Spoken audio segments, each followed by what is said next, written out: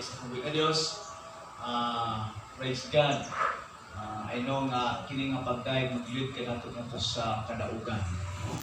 Hallelujah, dalay ko ng Diyos. Now, anita sa pulong si Ginoo. Sa di pa kumalimot, no?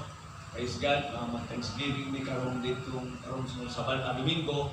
Ito nung namang Domingo, so nagagawin so bata ibo lang. No? Praise God. O may itawag o available, no? Praise God sa karong Domingo dito sa Tambis. Glory to God. Bisan ko o naagit mi sa sitwasyon karon sa dito sa Panginahanglan, no?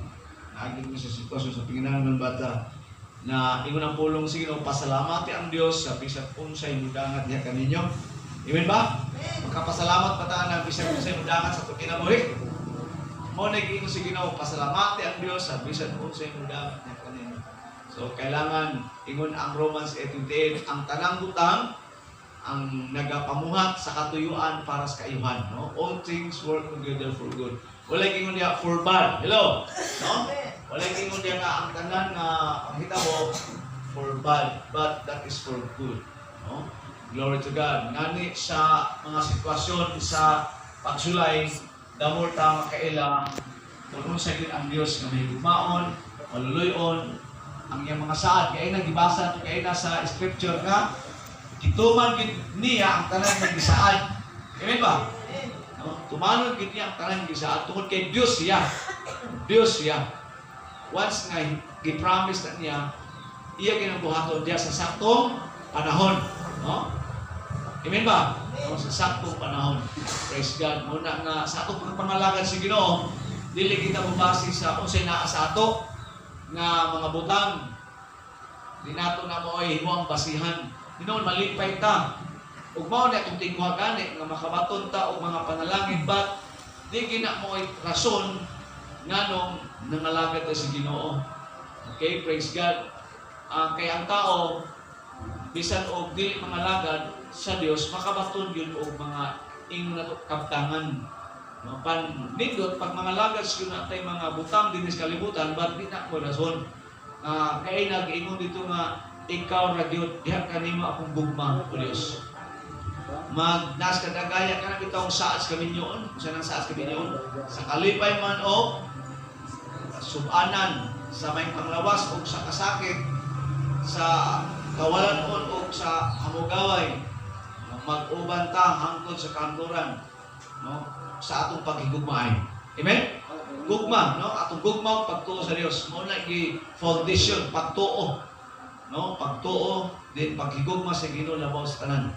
Then magkinabuhi kaniya ang ato ang kalipay kung naaman o wala still na atay kalipay.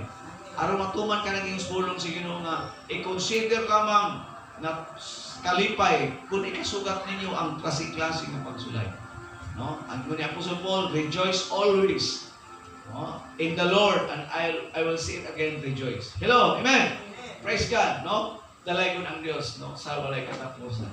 I know nga ang Dios matinoanon. So, mao ni among itima karong dito sa Tambis, no? Blessed to be a blessing. Now, blessed, we're blessed not just only for kinina ang material, but we're blessed in all aspects. Kaya nga naman, di lang kay material. Kaya ang material, na ginaihatag sa Ginoo. No? Praise God. But we thank God for spiritual blessings nga nakabarog ta, nakalawang tayo, tapos pag-alagad sa Ginoo. Amen? Glory to God. Ang atong pagpangalagad, hindi tungod kay na ating simbahan. Nangalagad na kay may relasyon ta sa Ginoo. No? Glory to God. Muna siya og nagpailalom ta sa iyong pagkamanan. Praise God. Salamat sa iyong magkamot as pulong sa Dios. Amahan nga langit nun, salamat ni Murasa na kahit mo ipagdaig ka rin mo, Dios, being as our King. Hindi lang kay being as our God, our Savior, our Healer, our Provider, but we worship you because you are our King.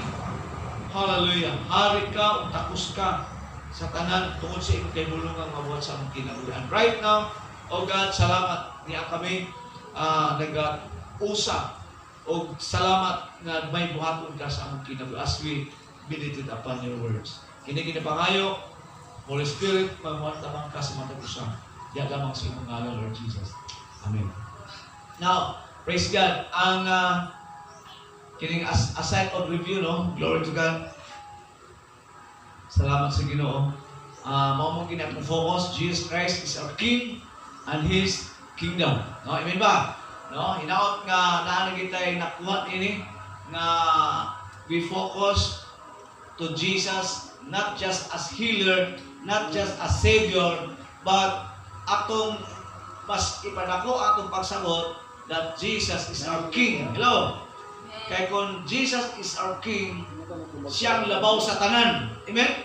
Siya ang mauna o ang iyang pabot may matuman sa atong kinabuhi. Ang makalangan sa kinabuhi suod kung hingaan atong prayer. Lord, na ako'y gitinguha o tabangi ko nga mahatag nimo ni sa ako. Usa na nga makalangan sa plano sa Ginoo. Kung dili, He is ang atong siya atong hari. Lord Jesus, gipangayon nako ang imuhang kabubuton ug plano alang nako. Giyahi ko sa pagbuhat niya na aron matuman kana kanina. Mas madali siya, amen ba? Being as king, naa na plano para sa iyang mga katawhan. Hello. Ang usa ka hari naa na sa mga plano ug naa na siya unsay kaayuhan para sa iyang mga katawhan. So, mao nga para madali ang iyang plano ug iyang kagustuhan kanato, para dili madugay ato i-direct pag-ingon, Lord, ni ako salamat na tumanon nimo o tabangi ko na matuman ang imong kabubuton alang kanako. Amen? Ako ang tikson? No? Praise God. Mao na siya din uban na sa pagpangalaga sa Ginoo niya kada trabaho nato, i-declare nato, Lord, salamat nga pinaagi nila akong pagtrabaho karon, matuman ang imong plano para nako. Amen. Para kini kada adlaw nga akong mga lakaw, kada adlaw kini akong ginatrabaho, akong ginadeklara nga matuman ang imong mga plano kanako. Amen ba? Nakatigson? No, praise God. No, ato ginadeclare ang imong plano matuman alang kanako. No, praise God. Salamat sa Ginoo. Muna siya ako sa kahari. So munang understanding the kingdom of God. Doon naging pagsabot. Now, as being asked, kanina ang gitawag o atong i-cite lang as short review sa mga niaking mga mensahe, doon ay duha kang gingharian, no? Which is nag-atbang ni siya is the kingdom of light and the kingdom of darkness. Ang tinuod yun ang tao, wala yun mawala sa religion. Ato ginaunaon nga, ang tao wala mawala sa religion. Ang tao nawala sa panggamahanan sa Diyos. Tungod niya na kay nawala siya sa panggamahanan sa Diyos, nailalong siya sa panggamahanan sa kangit-ngit. Mura gina ang tao sa tibok kalibutan. Kung atong tunan ang paghari sa Diyos sa atong kinabuhi, nga ang tao wala mawala sa kung saan ang pagtulunan, nawala ilalong sa panggamahanan sa Diyos. So mao na nga, therefore as people who have been born again into a new kingdom, ingon nga natawtan ining dingharian sa Diyos, the kingdom of heaven, we need to make several adjustment or adaptations to live in the new kingdom we are now a part of. Okay, praise God. So mao na nga sa itong pagpangalaga sa Ginoo, doon ay mga adjustment and adaptation. Hello, mga anak sa Ginoo. Mo-adjust kita.